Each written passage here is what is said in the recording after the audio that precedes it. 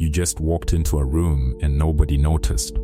Nobody stiffened, nobody adjusted, nobody recalculated anything because of you. That's not bad luck. That's a diagnosis. You are too easy to read. You are too easy to predict. You are, in every sense that matters, manageable. Today, that changes. Permanently. Part 1. The cost of being obvious. Real power was never loud. It never needed to be. Go back through history and study the figures remembered as untouchable, not the ones throwing punches. Not the ones raising their voice in every room. The ones nobody could get a clean read on. The ones whose next move stayed a mystery even to people who'd known them for years. Niccolò Machiavelli mapped this centuries ago, writing from exile, dissecting exactly how influence, fear, and control actually move between people. He wasn't writing fantasy. He was writing observation, cold, clinical notes on how power behaves in the real world, stripped of sentiment.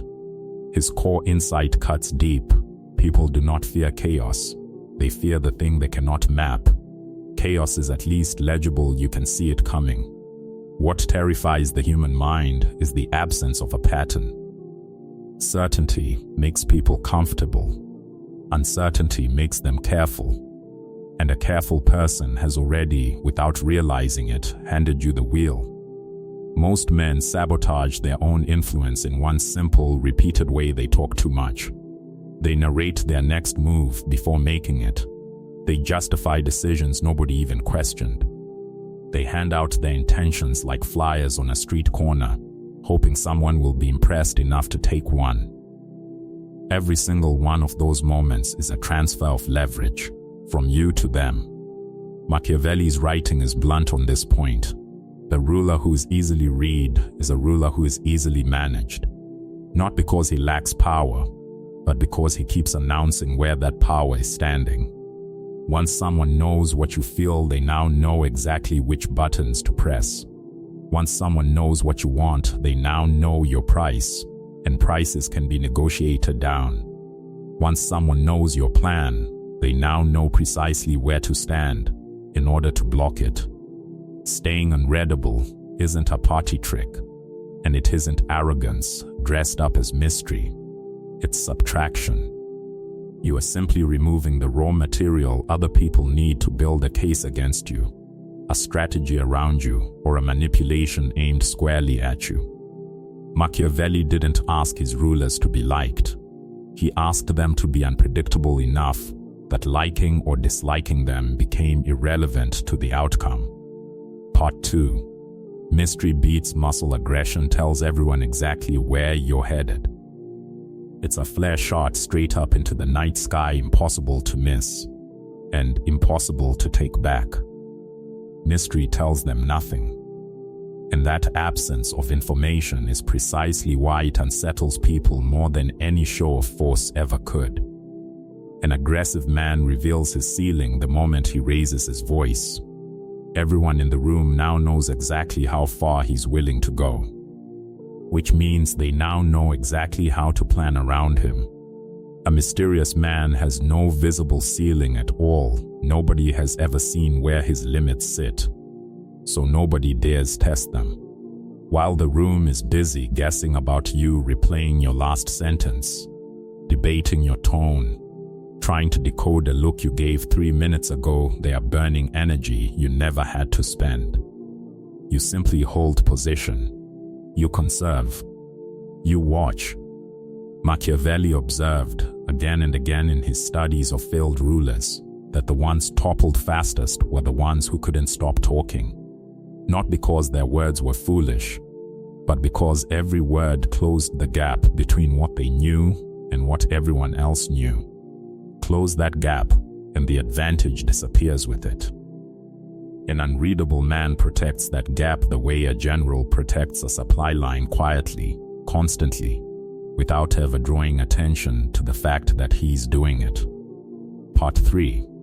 Stop explaining yourself. Here's an uncomfortable truth most men will spend their whole lives avoiding. Needing to be understood is, functionally, a form of weakness. The instant you chase clarity, the instant you rush to correct someone's impression of you, you hand them the pen that writes your own reputation. You've told them, without meaning to, that their opinion of you controls something inside you. The unreadable man does the opposite. He lets people fill in the blanks with their own guesses, their own theories, their own half-formed conclusions. Wrong assumptions about him? Fine by him. Every incorrect guess someone makes is a small shield protecting his real position, his real intentions, his real next move. This isn't deception for its own sake. Machiavelli would call it statecraft, applied to a single human being, the same principles a prince uses to manage a kingdom. Scaled down to manage a room, don't let them assume. Their assumptions are the trap they build for themselves. Think about how much energy gets wasted correcting people who were never going to remember the correction anyway. The disciplined man simply lets it go. Every uncorrected assumption is one more layer of fog protecting the version of him that actually matters. Part 4. Emotion is a currency, spend it rarely. Machiavelli believed complexity disguised as simplicity was one of the sharpest tools a ruler could hold. Appear straightforward. Be underneath several moves deeper than anyone realizes. Say little. Show less. Let their false confidence become the exact crack in their armor that you eventually walk through. This isn't about performing coldness for effect. That's just another form of exposure. A costume anyone can spot if they look closely enough. The real version is the opposite of a performance. You feel everything, fully and completely. You simply stop exporting it to an audience that hasn't earned the footage. Your face stays level when the moment calls for panic. Your timing stays deliberate when everyone around you is rushing to respond.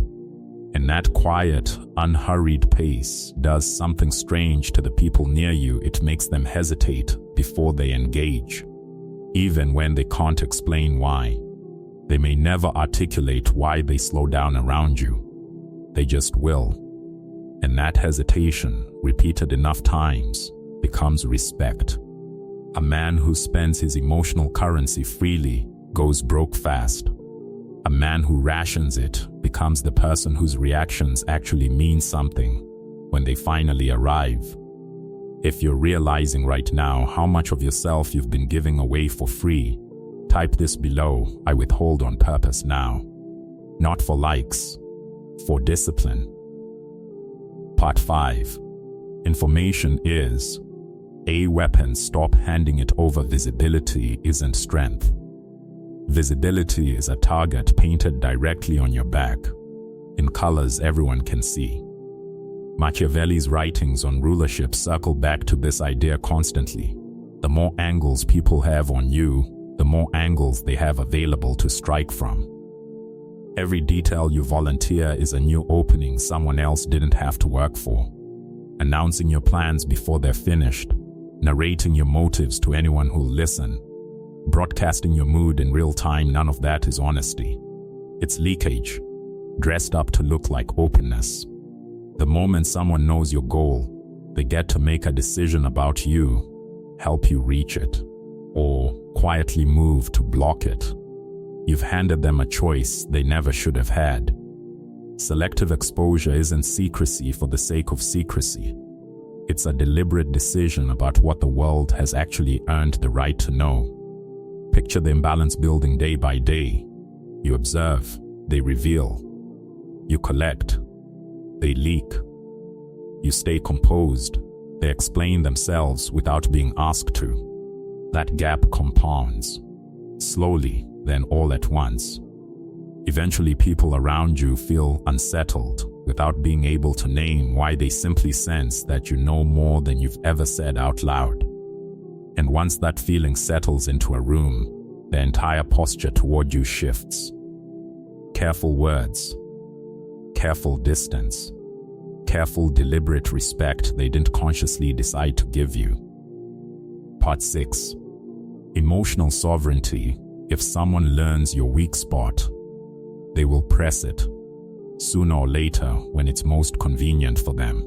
If someone learns your desire, they will dangle it in front of you like bait on a hook.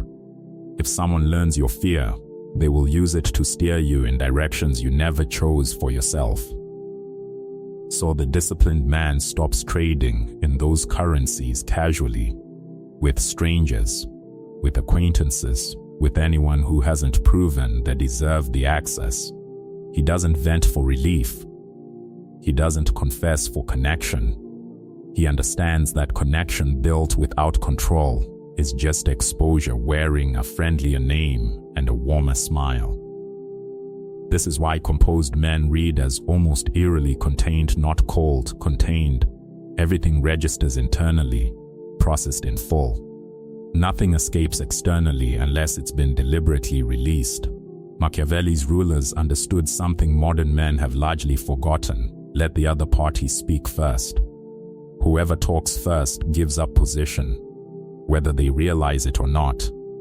Silence forces the other person to fill the space, and whatever they fill it with tells you almost everything you need to know about them. Part 7.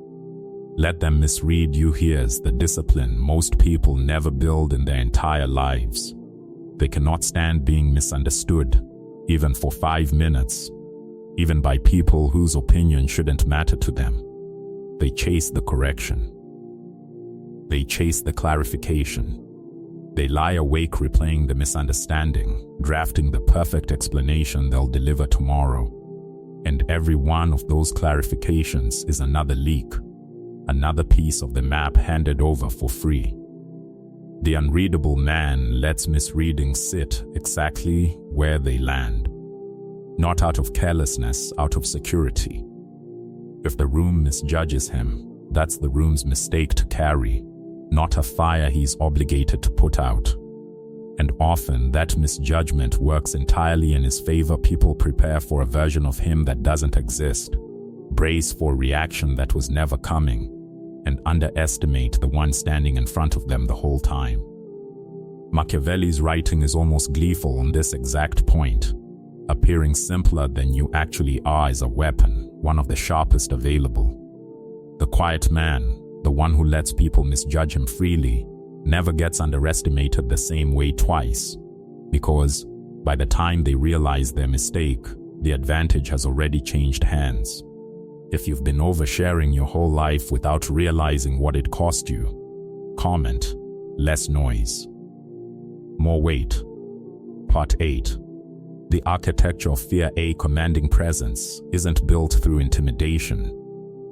It's built through emotional asymmetry, a gap between how much you know about them and how much they know about you. People don't actually fear strength on its own. They fear what they can't read, can't predict, and can't ultimately control. An emotionally reactive man is a mapped man, whether he realizes it or not. Anger reveals insecurity. Over-explaining reveals dependence on approval. Every visible reaction becomes a data point someone else quietly files away and uses later, often when it costs you the most. Machiavelli warned rulers specifically against displaying uncontrolled passion in public, not because feeling itself is weak, but because visible feeling is a vulnerability with a flashing light attached to it, one everyone in the room can see. The man with real presence still feels everything, just as intensely as anyone else. He simply doesn't broadcast the feed for public consumption. He doesn't rush to respond. He doesn't correct every slight thrown his way. He doesn't chase being understood by people who were never going to understand him regardless. And that's precisely what unsettles people. They can't tell if he's unbothered or quietly calculating 3 moves ahead. Humans are wired for predictability. It's how the mind stays comfortable. Take that predictability away, and their footing goes with it, replaced by a low, constant hum of caution they can't quite explain.